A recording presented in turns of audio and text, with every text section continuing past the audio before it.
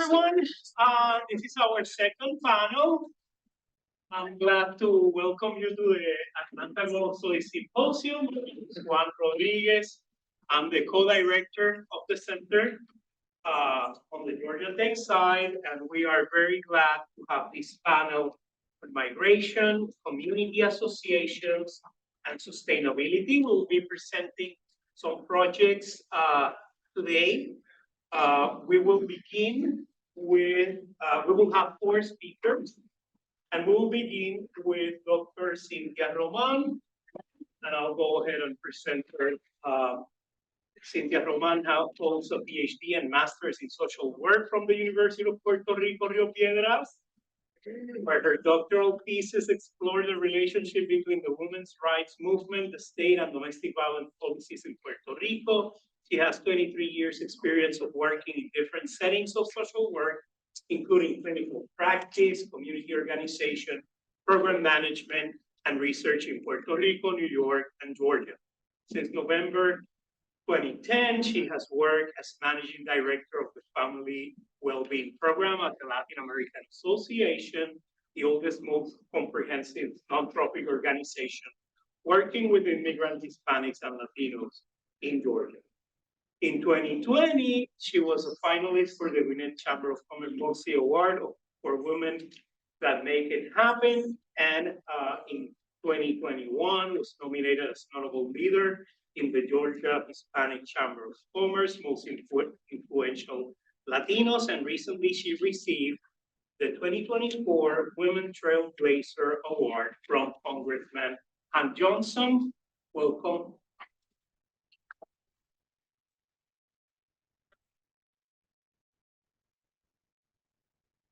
Everyone, thank you for the invitation. This is my first time presenting in Georgia Tech, so honored to be here.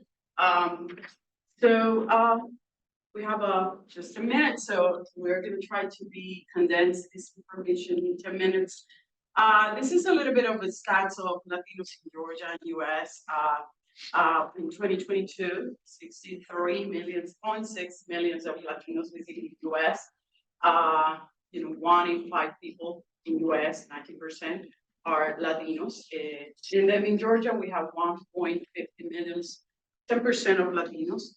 But that have increased in the last 2 years. We know that there is an influx of Latinos and immigrants coming from the US-Mexican borders, especially from Venezuela. We think that this number have increased in the recent years. Just to give you some information about unauthorized Latinos or documented clients in Georgia, we have 400 unauthorized populations in Georgia, and from those, 288,000 are Latinos. So this is the cities in Georgia with the largest numbers of Latinos residents. We have Atlanta. Dalton is the Winfield County, is the Northwest Georgia side. Gainesville, that's Polk County. Columbus, Roswell, and Sandy Spring are Fulton counties. Chambly, and that's DeKalb County where we are located, and Marietta, that's Cobb. In terms of facts on Latinos, Hispanics access to nutrition, according with the Feeding America in 2022, 1 of 5 Latinos in the United States experience food insecurity. The survey shows that children in Hispanic families receive less help from federal nutrition safety net than counterparts, white and black children. This is very important because what we experience, we have a public benefit assistance program in our organization, and we are seeing that there's so many challenges from Latino families and limited English proficiency clients to access to welfare state programs for food. This, for example, SNAP, or 39% of Hispanic families, children participate in SNAP, in comparison with 65% of Black and 74% of Black respectively. And there's so many reasons for that. There's so many factors. One of them is the intersection of immigration risk. Many of our clients that we serve, they have a lot of fear for deportation. There's public charge policy that was in place with the Trump administration. And there's a lot of people with a lot of fear to apply for public benefit, even though that many of their children could be eligible, they're US citizens, but they are not wanting to apply and get some access to nutrition and health. And that's one of the things that we are experiencing through our program. Also, they're underemployed, work as a self-employed, so many for documentations and supporting documents that they had to submit for this type of program, and they're very challenging to present, and also the system very bureaucratic with no language access, and that's what we have been going in this work, helping them to apply for those benefits. Also, in terms of WEEK, we have seen more participation on WEEK because it's a program that serves Latinos and immigrants. They don't ask for any immigrant documentation, anyone can apply for. So we have seen more participation in WEEK program. So that's significant. And also the school meal programs are in school, like Latinos immigrants. If you're undocumented, you can enroll your child in the school so they can get benefit from the school meal programs with no issues. A quick question. The percentages there on the second bullet point, is that percent of eligible families that are participating or percent total? No, eligible families. So this is one of some statistics on food insecurity and race in the city. As you've seen, the combination intersection of race and ethnicity is a big factor for Latinos to access to food. Again, like what we have seen is that many of our clients, when they're looking for food, they live in food deserts, or they're living in places that have a lot of fast food, like not very healthy choices. Before Highway, where we are located, there's some French like farmer markets are really available, like very multicultural options, but they're competing with fast food and not so healthy options. So we did a study through the SNAP-Ed funding. This is federal funding that allow us to conduct a study with Latinos. And with this study in Whitfield, in the Northwest Georgia and Metro Atlanta. And the idea of this study was explore what are the barriers and gaps that they have, the challenges to access to health, nutrition, and also healthy lifestyle choices. And then also identified what are the cultural relevant nutrition resources that for accessing our communities. And then this is some of the results of the study. This is the clients mainly that were participants of the SNAP benefit program or Medicaid or programs that are placed, federal funding programs they are participating on. In terms of the food pantry assessment, more than 70% of them, they express the importance for them to have cultural relevant food. So that was very important for them to access a food pantry close to them and find someone that speaks Spanish or documents materials that are in their language. That was something that they didn't see a lot. Like there's a few food pantries, even in the Newport corridor, which is an very strong immigrant community. There's not so much food pantries that have language access or cultural responsive services. And then we have, we compare that with our food pantry. We have a food pantry in our building, and we have seen the difference between not having that cultural responsive and language access pieces versus when that's not there. And so definitely they respond positively to that approach, saying that they will be able to create healthy food, cultural meals, dishes from that type of access to nutrition. And then this is some of the recommendations that they had around what they want to see in a food pantry or and or food access places. Obviously, they would like to see fresh fruits like meat, poultry, seafood. And what we are seeing is that many of them, they're very aware of what is important for healthy choices. They are coming from their countries as a farmer. They know the land. They know how to, have that relationship with the land. But then when they migrate to US, they lost contact with that relationship. Because what happened is that they mourning that relationship, and they were looking for that relationship in whatever they're seeing. So, by having those items, those fruits, those accessibility to those products that are really connected to their country, for them is very important.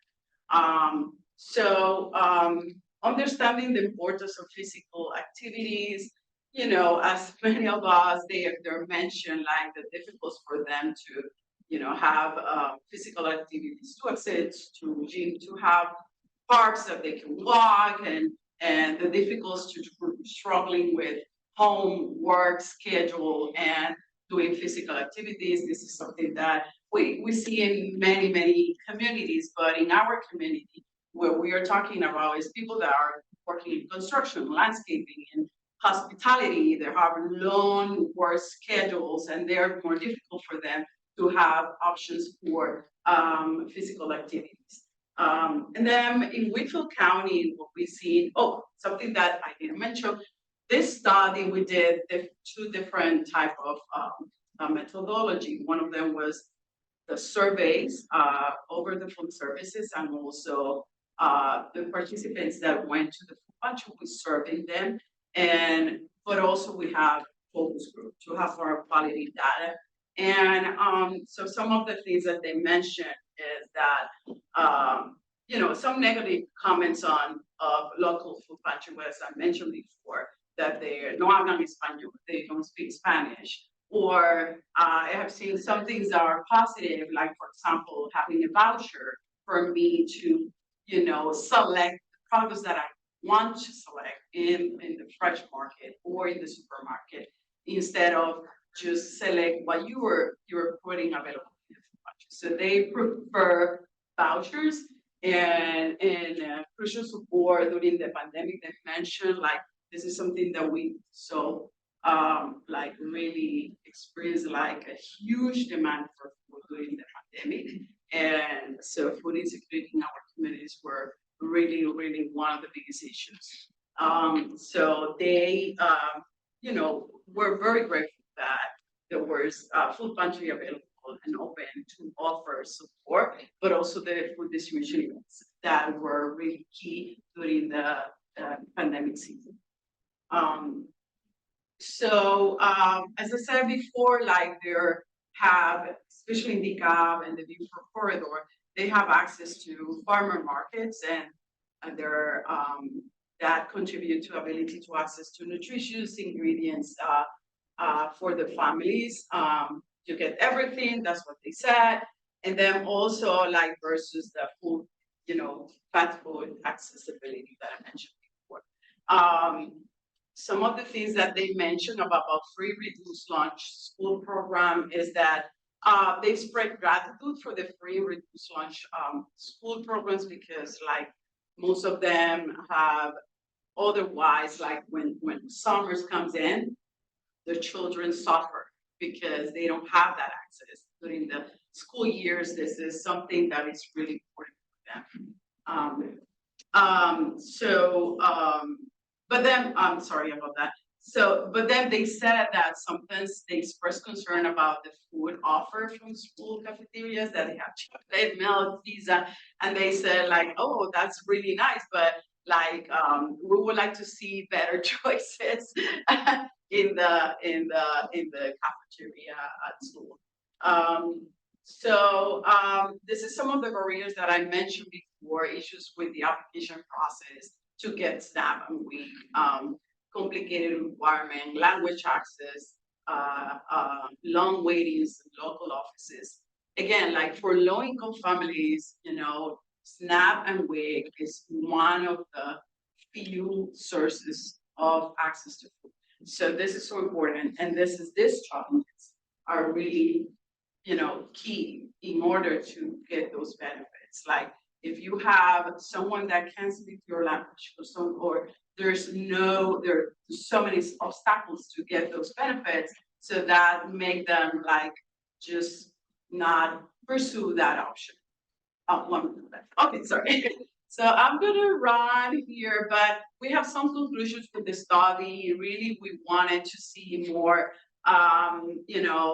since we're funded with a federal program, SNAP Ed, we have some recommendations for them, which is increasing the cultural relevant products, finding support with communities assessment. Something that we see also, we are partners of Atlantic Community Food Bank, which is a local food bank, and they don't have a lot of options, cultural options for the community. They have very regular, we love them, they're partners, but we have seen that as a challenge for us. Whatever we want to get some funding, some food from Atlantic Community Food Bank, we don't see those products, those Latino products that we wanted to see. Again, I'm gonna run this, but this is some of the initiatives that we have done in order to end the hunger in our community. We have done food drives. In 2020, we did 70 events of food distribution. This is in collaboration with Telemundo, Plaza Fiesta, some partners around the View for Howard Corridor. 2021, 20 events. This is also we're done in Dalton and Whitfield County. We opened up our food pantry in 2022, and we were able to provide food and cultural responsive products for the community. We have been, helping people enroll in SNAP and public benefit. This is a number of applications, and this is giving back to them the opportunity to access to nutrition and health, and so also we embark ourselves in also health education programs, cooking classes, nutritional counseling to educate the migrants about healthy habits, budget-friendly meals planning, utilizing locally available ingredients. So all this we have been doing for the past 2 years. So that's for now. Thank you for everything. Dr. Ruthie, who is an associate director at the Georgia Tech Center for Sustainable Communities Research and Education, SCORE, and holds a courtesy appointment in the School of History and Sociology. She has a background in educational equity and race and has focused during her time at Georgia Tech on cultivating strong community partnerships and supporting a vision of sustainability education and research that centers equity and justice. Ruthie is a trained, experienced facilitator and strives to bring those skills to bearing. And beyond her role at Georgia Tech, she serves on the boards of the Assets-Based Community Development Institute and the Marietta Yales Inc. So welcome, Ruthie.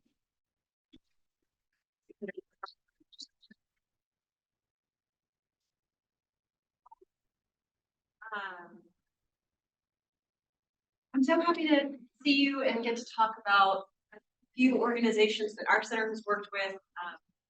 This has been such a fun room to be alive in and learn in today. So, and thank you so much. Kind of exposition on that incredible security work that LAA is doing, I think is certainly a piece of what I want to access and describe.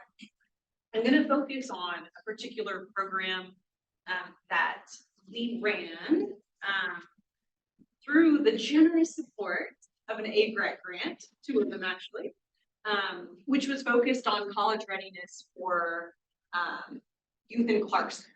And I would say that 3 things. 1, we try to think about college readiness through a more expansive and I think nuanced lens than it sometimes is construed. When I was, 21, 22, I worked for a college readiness organization, right? So we know what these organizations do when they're targeted at like upper middle class students to get them 4 or 10 more points, right? Yeah, so it sucks. I can only excuse myself by saying I was 22. I had no critique. So we want to think expansively about college readiness, and we actually want to think about college readiness that goes both ways. So let's support Clarkston youth in becoming college ready, and let's support Georgia Tech and Georgia State and our fellow institutions in becoming ready to support and welcome Clarkston youth and really celebrate their gifts. So that kind of discourse around what college readiness is was part, I think, of how we envisioned this program. And then we have these 3 amazing partners. I know some folks in the room are really familiar with at least one of these organizations, Regeneration Movement, Upper 90, and Step Ahead Scholars.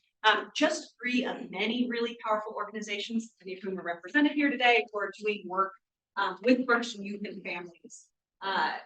And I wanted to share this particular kind of piece of our programming because I loved how it came together. I'm really focused on as I said, the gifts and the strengths that what Region calls the diaspora of global peace builders brings to how we think about not just educational equity in Atlanta, but how we think about really expanding our sense of what it is to be an Atlantan and how it is to be a deeply culturally diverse city that recognizes the most important people contributing to that diversity, which are young people, bringing their experiences and their storytelling. So these are, and they're just super cute.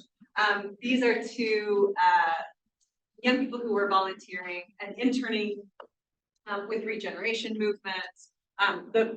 Janet actually here worked with our center and is a first student in Georgia Tech, is doing a lot of leadership around first gen, and I think is really helping to re-encode first gen as well. So this is another kind of space where we want Georgia Tech and ideally institutions that are like leading edge of these programs to think about what first generation means, not just how are first gen students benefiting from the joys of Georgia Tech and other institutions, but how is Georgia Tech profoundly benefiting from the contributions of first gen students like Janet and their multilingual, multicultural, and rich heritage perspectives and experiences that they bring into the student body.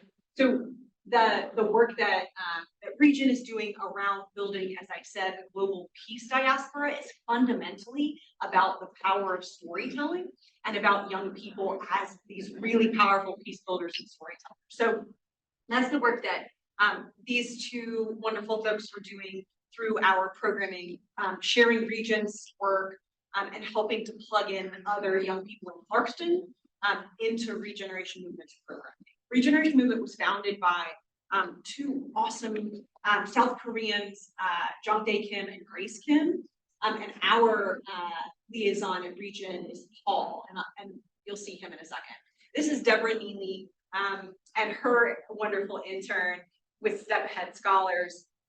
Deborah similarly is focused on educational support and thinking about college readiness, but again, Deborah and Step Ahead really thinks through what are the essential and powerful gifts that young people who are new Americans or who are refugee identifying students are bringing into institutions of higher learning. So these are often going to be, as y'all know, these kids are probably not kids who are taking 6 AP classes, right? Like they speak 4 languages, but they didn't take 6 AP classes. So how do you support these kids in writing college applications that are really persuasive, really terrific, but are not the kids who got an A in AP? And how do you help those kids frame their journeys in ways that are, and this, I love the theme of this gathering today, but in ways that are really translatable across kind of the multiple institutional boundaries that we know exist for kids in new American communities and the communities that we are cultivating and that we hope we are cultivating here in higher education, right? These educational communities that are rigorous and also deeply inclusive. So Deborah does a ton of work around really specific readiness in the application process, essay writing, understanding financial aid. She does a ton of work around how so much financial aid is incredibly hard to get, and especially if you're the only person in your household who's fluent in English. How do you do that? How do you help students coming from families where they are their family's translator make it through the unbelievable bureaucratic jungle of FAFSA, right? So this is some really powerful work that Deborah is doing, supporting Clarkston in their college dreams, but also, again, making sure that they go to college feeling like they're the most important person there. That their contributions are incredibly valuable to what it means to have an inclusive and multicultural community in a place like Georgia Tech or GSU or UGA, any of our institutions represented here today. And Deborah is going through her. I love this. This is y'all probably can't see it, or I can't. I'm basically pure blind and too big to wear glasses, but that says begin with your end in mind always. So you know, Deborah is about this process that I'm describing to you. This started, you know, 10 years ago for the kids who are getting into these colleges, right? When they were going to soccer practice and they were going to gymnastics and they had their extra math tutoring, right? So let's begin with your end in mind, which is your college dream and your professional dreams, and let's get you ready now. Wherever you are, let's get you ready now. It's very beautiful and it's very welcome.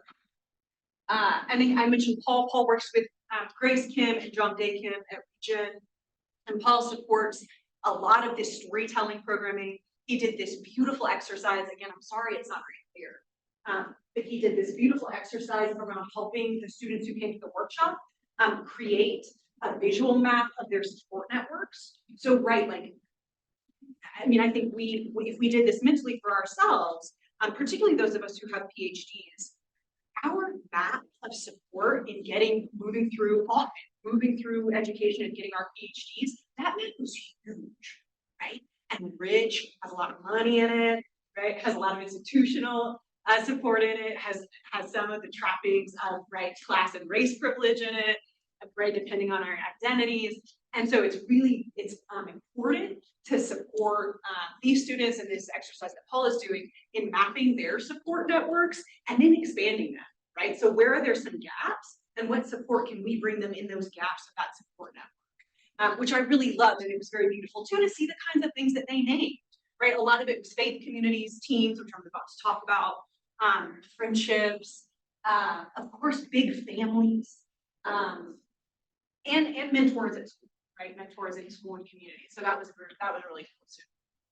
And then you may know Alan Hyde. He's a contributor in this space, and a recently tenured professor in history and sociology. He's a good buddy of ours, and he's done a ton of work with Upper 90. He's a soccer coach, and so he's been supporting this organization that does, as they say, winning on and off the field. This kind of supports refugee youth, new American youth in cultivating the skills through playing soccer that will nourish their educational maturity, right?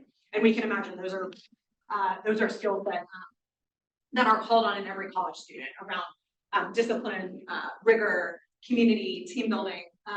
And so Alan partnered with Jorge Vallejo at Upper 90 to contribute soccer programming to our workshop in the summer, which was really fun and totally embarrassing to have to do soccer things with teenagers who do soccer. It was horrible. But so great for them, and a really wonderful way to feed in some interactive and gifts focused work, right? You can take teenage boys and sit them in front of PowerPoints for 2 hours and really see them melt away, and then go out with them onto a soccer field and see them reconstitute themselves almost immediately. So that was pretty great. And we wanted to do this work in concert with, so we did a pre-workshop and a post-workshop, and in the middle was a first generation college institute. One college was going to show me the 1 minute sign. You already missed the 1 minute sign. Okay, thanks, Stuart. Awesome, thanks. So we wanted to use these workshops to bookend a first generation college institute. It takes place here at Georgia Tech, and a lot of what as I said, we want to do in this space is around this idea of Georgia Tech being a different kind of anchor institution. I think this is, this is differently resonant, I think, for Georgia Tech, Georgia State, UGA, depending on our institutions, the concept of anchor institution is a little different. But we want to think about how a first generation college institute and first generation programming can really be a way that Georgia Tech is taking responsibility for a legacy of bad behavior, to be candid, and also sort of setting a new path around, as I said, how do we get Georgia Tech ready to support a much more meaningfully diverse student body, first generation students, new American students, a greater number of students who come from historically disadvantaged communities or divested communities.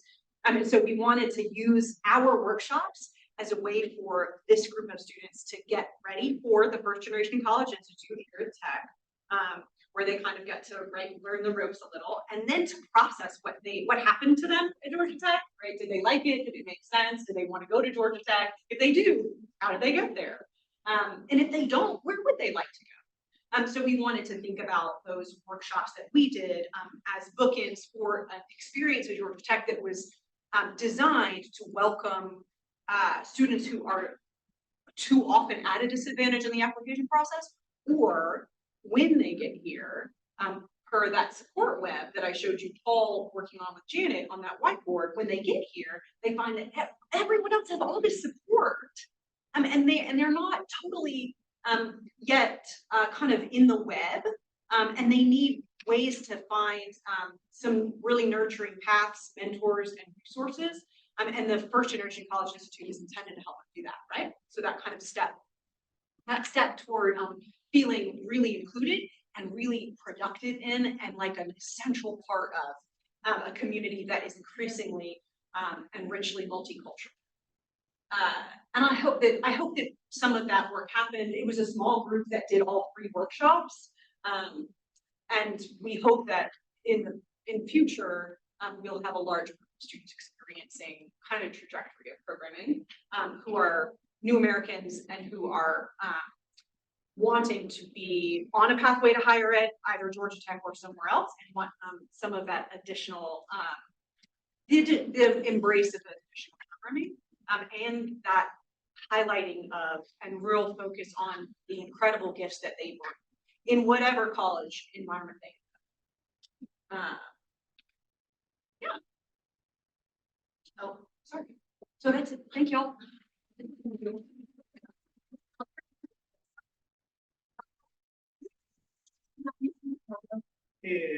Sir Francisco Stenger, who's going to be sharing some thoughts on his role and the program he participated in, which is Soccer in the Streets and Station Soccer. In 2020, Francisco Stenger graduated with a BA in German and a BS in Mass Communication from the University of West Georgia. In the fall of 2023, he completed Georgia Tech's Masters in Global Media and Cultures, where he built upon the international interest that he developed at UWG through his research, was concentrated on German innovations in sports, intercultural relations in the soccer industry, and how soccer can be used to promote sustainability. He currently serves as the Northside Program Manager at the Soccer in the Streets, where he oversees soccer programs and community-centered initiatives in North Atlanta and supports youth development opportunities throughout the metro area. So welcome, Francisco, and this is the presentation. One of a broader project that we will be speaking next. Thanks. Thank you, Juan Carlos. Thank everybody. I'm very excited to be here. I was actually a student less than a year ago here at this campus presenting on similar research and feel very full circle to be here. Very happy to present. I'm thankful to be on a panel with Ruthie and Cynthia, who brought up so many topics that are relevant to our world in Soccer in the Streets. Cynthia and LAA being one of our primary partners in youth programming inside our schools, and then everything that Ruthie touched upon, we met before at on campus. And then I'm glad you actually mentioned the term in discussing upper 90 on and off the field. So this will give you a general overview of what we do at Soccer in the Streets, but the reason why I brought up on and off the field is because that term is used often as a sports analogy, but it relates intensely to what we do in our work. Yes, we support kids through free soccer in our youth programs, both at Station Soccer and in our school programmings and community events, but also the impact that is left with these children, with these youth afterwards is the ultimate goal that we'd like to see. You can see that we use soccer as a community-based program. Started in 1989, we're actually about to be in our 35th anniversary this year, so it's very exciting considering most and I feel very privileged to be there, having only been there for the last 6 months, 3 as a coach and 3 as a program manager. As I go on, we are actually operating in 4 regions. It says right there, north, south, east, and west. I am the north side manager, and I run programs in the northern part of Metro Atlanta, going all the way to Doraville, but also helping with 3 events throughout the area. And down with that, right? But as a grassroots sports professional, people often overlook what it has to do with sustainability. While I was at Georgia Tech, the kind of primary focus of my research was how the UN SDGs relate to what we do as grassroots sports professionals. What it's supposed to say is the 2030 Agenda for Sustainable Development, but for those of you who may not know, I integrated. That's my fault when I integrated. No worries, no worries. For those of you who may not be familiar with the agenda, it was established back in 2015 as a call to action by the United Nations for all nations and partners to adopt to help protect our planet, our people, and respect institutions that support so. You can see there are 17 sustainable development goals, and one reason why I like to go by these goals, which I typically approach in a 3-pillar concept, which is economic, ecological, and social, is because they have been a guiding way for me to conduct my research, both as a student and also as a grassroots professional in the sporting industry. I very much value the final quote that's right there in Article 37 of the agenda, where it says, sport is an enabler of sustainable development. Sport is one of the few things that connects people throughout the world, especially a game like football, like soccer. What we see a lot with a community as diverse as Metro Atlanta is that one of the few things that kids that we work with, that we visit and that we support have in common is their interest and passion for soccer. And a lot of times they may not have that access to play the game because of the models that have been set by travel ball, club sports here in the United States, which is somewhat unique. The majority of cases, kids have to pay to play. That's what we try to tackle in Soccer in the Streets by creating a model where they can come and join our programs completely free. Through the support of our partners and other programs, that allows us to keep them in place to develop not only as athletes, not only as fans of the game, but also as youth building community with one another. So, don't want to abide by the 3 pillars to not harp on each one too much, because I can talk about soccer for hours and hours on end. So I'm going to try to be concise with my points here. You can see a couple SDGs as I list them off that relate to each individual pillar. In the economic sense, a lot of people don't really consider nonprofit, especially when the grassroots sports level, as an economic benefactor, but you can see here there are a lot of opportunities that are created through our work at Soccer in the Streets. When we speak about decent work and economic growth, we're not a massive professional club. We're not Atlanta United with boundless resources, and as many of you in the nonprofit world know, money is definitely an object. But because we have the wonderful partners that we have and the programs that we support, we're able to create a network of coaches who get paid to support the youth that they serve, to attend practice, and also lead social, emotional learning sessions with their youth, not just soccer, but also youth development and getting their minds around what it means to be an individual. We reduce inequalities by providing free soccer, by trying to overcome the pay-to-play model, which is so challenging for many youth seeking to play in the United States. You don't see this in other countries where you go in Latin America, where you go to Europe, where you see these clubs and local institutions support free sport because they see the impact that it produces for local youth, and it helps build a community together. And then with partnerships for the goals, again, it's all thanks to working with your network. I mean, we have wonderful partners at Soccer in the Streets, LAA included, with our school programs, Atlanta United by Languis, allowing us to use the facilities, camps, and occasionally their coaches, seasonal programs, as well as MARTA, which is one of our principal partners who supports our station soccer programs, our network of leagues connected by transit.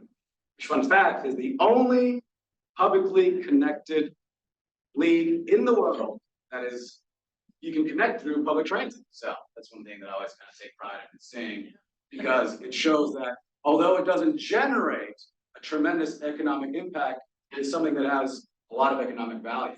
Even for our youth, who come out of our system may not, may age out, but then they have the opportunity to work as referees and then continue to support us.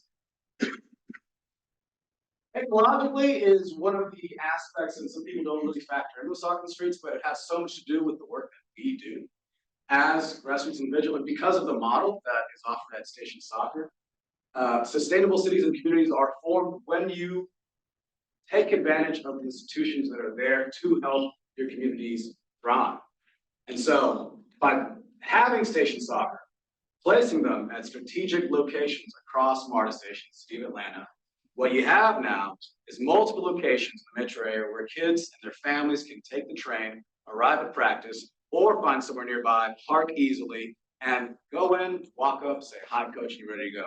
No need for extra costs, no need for paying for uniforms, we supply those as well.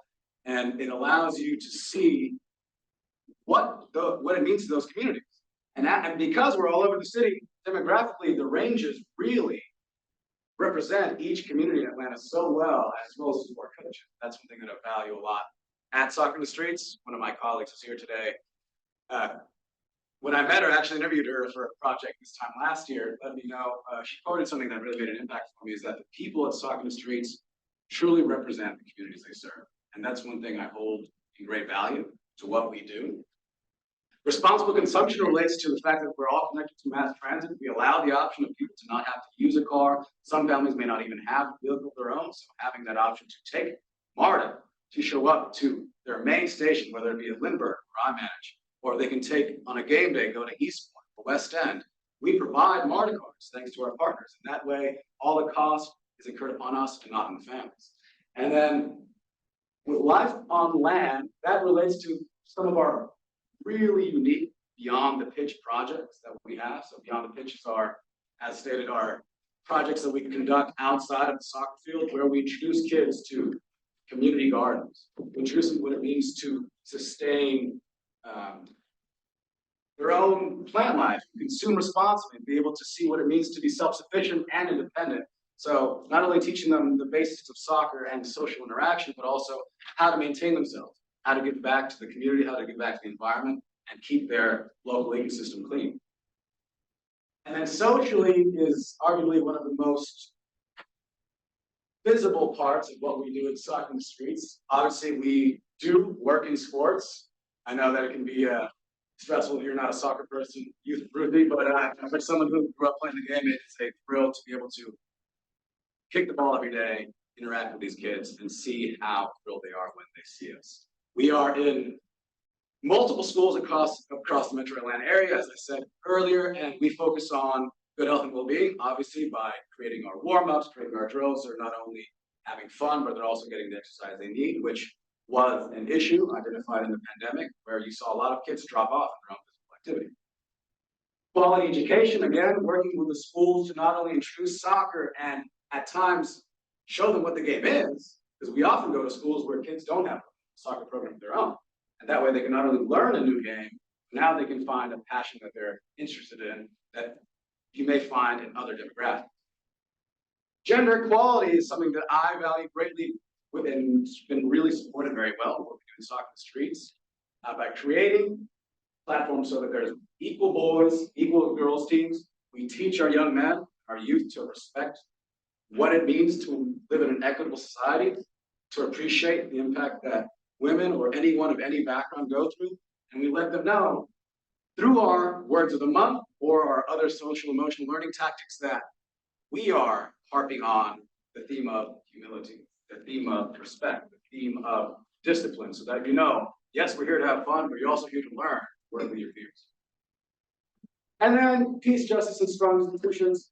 Again, our main thing is we bring soccer. We're not out there saving lives or saving the world. We are impacting kids where they are. And that's one thing that I value greatly. When we tell our coaches and our staff to meet kids where they are, we go there and try to make sure they feel comfortable, not in a way that we're familiar with, in a way that they feel comfortable with, so that they can allow us to approach them, interact with them in a way that they can trust us. How does it all tie together? Well, this is where it describes where we're at and where we are. Our feet are across the city of Atlanta. We're currently 13 schools all throughout. You can see Atlanta Public Schools, DeKalb, Fulton, Clayton County Schools, projected to get to 15 by the end of the year, if not more. And then we're also, with our main bread and butter, at Station Soccer, which again is our 5 stations, soon to be 6, that are all connected by MARTA trains. And I think that's something very special. We also have 2 projected to open in 2025. And the goal is that by the time the World Cup in 2026 arrives, we can have an extensive network of station soccer leagues competing with each other. We have adult leagues that help support our free youth programs. The adults pay to play, less than most adult leagues also. And that helps support free youth soccer. We have fundraising tournaments, community soccer programs, like we see with our partners in communities like Clarkston, Dorville, and they all work together to create this opportunity that a lot of people forget to acknowledge, and that's that not every kid has access to a game, to a sport, and not every child has access to a community where they can feel like they are interacting with their peers and learning the social skills they need to become better individuals. That's where I'm most proud of what Soccer in the Streets does, and I hope that we continue to grow. So.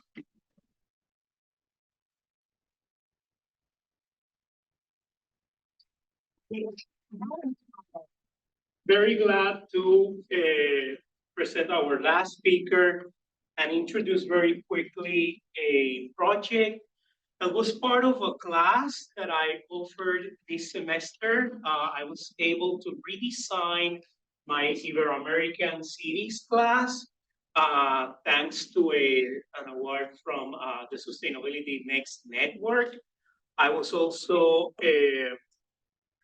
I'm also very interested in bringing some of the conversations that we have about Latin American cities back to Atlanta. So when I teach the course of Latin American cities, I consider Atlanta a Latino city. That gives us the opportunity to bring back these conversations with our students, and also to know about the robust network of Latino organizations in the city that are serving our Latino community. So for that purpose, I partner with Soccer in the Street, and I also have the pleasure to work with Eliezer Jimenez Almeida, who is a filmmaker located in Miami, to prepare a film that basically captures some of the elements already discussed by Francisco in his presentation of Soccer in the Street. So I'm very glad to present my colleague Eliezer Jimenez Almeida, who is an award-winning independent filmmaker and video artist based in Miami. In 2008, he founded Ikaik Films, a project dedicated to producing and developing experimental films that push the boundaries of conventional cinema. His documentary Veritas premiered at the 39th Miami Film Festival, and is about also to have its PBS premiere in April 15. His work Persona won the Best Short Film Award at the Latino and Iberian Film Festival at Yale University, and was showcased at the Museum of Modern Art in New York and the Ludwig Forum in Aachen, Germany, while The Face of the Waters was awarded the Best Short Film Award at the Handel Climate Change International Film Festival in China. His work has been exhibited in numerous countries, including the United States, Germany, France, Italy, Spain, Russia, Belarus, Bosnia and Herzegovina, Serbia, China, India, Argentina, Colombia, Venezuela, Peru, El Salvador, and Guatemala. And very soon we will also premiere a film that we have been collaborating together in Vieques, Puerto Rico, about the challenges faced by the community after demilitarization. So welcome, if you're there.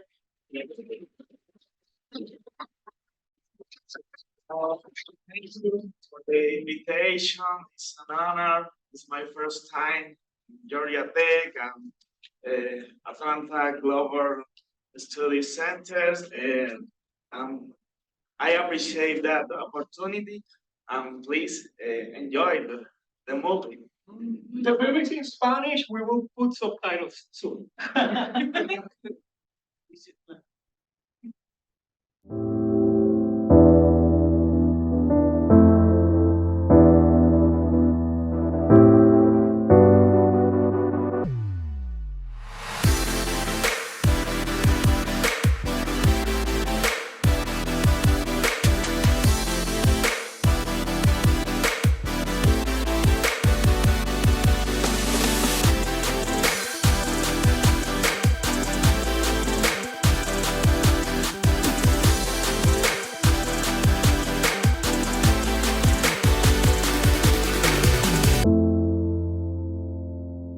Soy un coach en Soccer in the Street. Mis grupos son las niñas de 8 años, 10 años y 12 años. Nuestra primicia es la inclusión, que sea un programa gratis abierto a la comunidad. Es una obligación para nosotros crear ese ambiente seguro, ¿no? Entonces creo que todo el sistema del aprendizaje socioemocional, las palabras del mes, ayudan a ser consciente a los jugadores de que, bueno, somos diferentes, pero vamos a convivir y a trabajar como equipo. La perspectiva un poco más cultural dentro de mi país, en Venezuela, era como ver el soccer solamente como un deporte para hombres en general. Como entrenadora mujer, creo que nada más por el simple hecho de tener la posibilidad de que tengamos un grupo de niñas solamente para practicar, es una de las estrategias o de las propuestas de Soccer in the Street que a mí me gustó. Con las niñas hay como un estilo bien particular, o sea, de cuidar de la otra. Vienen con mucha energía, con mucha motivación para trabajar duro, entonces construyen como una cohesión, hay una necesidad más de comunicación y de proveer el feedback de una manera constructiva. Cuando empezamos la temporada empezamos con comunidad, después empezamos con humildad y ahorita la palabra del mes es disciplina. Darle lugar a esas palabras dentro del juego, dentro de las prácticas, hace que las niñas empiecen a tener ese sentido de liderazgo en las prácticas y en los juegos. Todos enfrentan los mismos challenges, que es con la confianza, ¿no? Qué tan hábil yo me percibo haciendo el dribbling con la pelota, soy capaz de hacer esto. Por ejemplo, el tema de aprender a perder. ¿Cómo son mis actitudes cuando me toca perder? Yo como coach, por supuesto, siempre quiero ganar, pero siempre tenemos que aprender cómo a lidiar con el peso del estado de ánimo cuando los chiquitos pierden, ¿no? ¿Cuáles son los recursos emocionales que tú tienes para afrontar situaciones difíciles, ¿no? Las estrategias del aprendizaje socioemocional son la clave para construir esa resiliencia en los jugadores. Yo escojo Kensington porque creo que me gusta trabajar en los ambientes diversos. Soccer in the Street hace un trabajo enorme con el tema de inclusión. Las familias que están ahorita con nosotros hacen un buen trabajo de comunitario y de conexión para lograr que las jugadoras vengan a práctica y a los juegos en general. Yo crecí acá en Estados Unidos, pero mi origen es Uruguay, así que como uruguayo siempre vi el impacto que el fútbol tenía culturalmente y lo que valía la gente uruguaya con la historia que tiene futbolística y cómo impacta a todo el mundo. Tuve la suerte de ser un internado en Atlanta United, mi club local, y ahí me inspiró ver lo que hace el fútbol para mi comunidad. Acá me llaman Coach Cisco y yo soy el Northside Program Manager de Soccer in the Streets. Programas educativos de Soccer in the Streets más que nada se enfocan en el Social Emotional Learning, o sea, el aprendimiento social para nuestros juveniles. En eso lo desarrollamos a través de una palabra del mes, que típicamente involucramos en nuestras lecciones y nos ayuda que les enseñamos algo de la vida en sí mismo. Porque lo que queremos más que nada no es crear jugadores de fútbol, sino que también personas que pueden saber cómo ser parte de la sociedad. Así que en nuestro aprendizaje social enfocamos en cómo ser parte de un equipo, cómo mostrar humildad, qué significa ser parte de la comunidad, qué significa ser un miembro de una familia y cómo uno puede apoyarse a cada uno. No solamente hablamos de cómo ser mejor delantero, defensor, jugador, sino que también introducimos conceptos de lo que es ser alguien, ser una persona, ser uno que es consciente de sus emociones, de su cuerpo, de su mentalidad. Si hay un jugador que tiene talento, está fenomenal. Pero si no, lo que más nos importa es que tiene un tiempo en que se divierten, que tengo unos niños que saben cómo escuchar y respetar a los demás. Eso para mí es un éxito. Eso es lo que hace Soccer in the Streets. Y en casos que vemos niños en nuestros programas que tienen, no es decir talento, pero que tienen esa aspiración y la habilidad de jugar a un nivel más alto, ahí conectamos nuestros niños con la Academia del Atlanta United para ver si puede meterse y ahí seguir a un nivel más competitivo.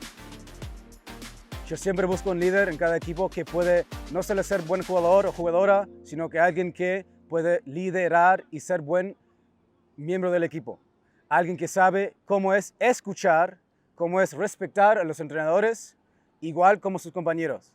También ofrecemos programas de arbitraje, o sea, enseñamos a nuestros niños de edades 14 y mayor cómo ser árbitros para que puedan trabajar, y eso para mí es otra definición de sostenibilidad porque ahí vemos que los niños que impactamos quieren seguir con nosotros. Bueno, uno puede ver que cuando llega a una estación que es muy diverso, diferencias multiculturales, pero lo que hacemos bien acá es que damos cuenta de que cada uno tiene su raíz y de que uno tiene que valorar lo que es ser parte de una comunidad. Los desafíos más que nunca se encuentran en uno, lo administrativo, en saber qué uno tiene que hacer para apoyar nuestra comunidad, buscar a alguien que pueda donar, socios en la comunidad que pueda apoyarnos, buscar niños que quieran inscribirse, encontrar lugares para hacer fútbol y organizar prácticas y hacer sesiones. Marta, sin ellos no tenemos nuestra Station Soccer programa. Con ellos tenemos la oportunidad de presentar fútbol en varias partes de la ciudad, en varias regiones. El conexión con Marta es tremendo porque ahí podemos asegurar que pueden llegar, pueden ir, ida y vuelta. Ofrecemos pases para que usen el tren. No importa si vienen del West End, el sur, de Union City, o hasta lejísimos de Doraville o North Station. Ahí pueden venir, solo tienen que llegar a la estación y venir a uno de nuestros canchas. Y es uno de los únicos ligas en el mundo que es conectado por tránsito público. En Atlanta United, ellos son un gran compañero nuestro porque siempre nos apoyan con campamentos del verano, programas comunitarios, por ejemplo, cuando hacemos educación futbolística en las escuelas locales, APS, Atlanta Public Schools, the Cobb County Schools. En varias regiones hacemos orientaciones de fútbol para coaches y entrenadores que les interesa empezar programas futbolísticos en sus propias escuelas.